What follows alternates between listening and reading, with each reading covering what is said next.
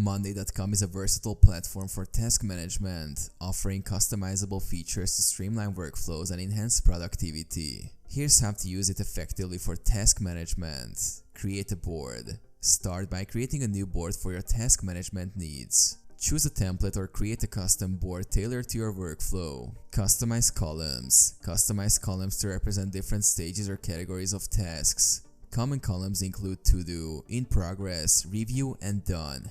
Add tasks. Populate your board with tasks by creating items for each task you need to complete.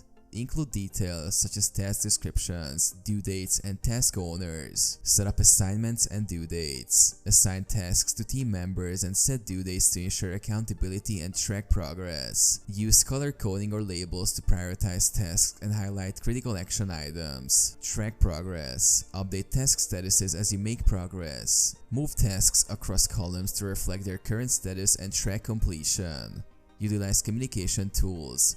Use comments to provide updates, ask questions, or share feedback on tasks. Utilize mentions to notify team members about specific tasks or updates. Automate workflows. Streamline repetitive tasks and workflows with automation features.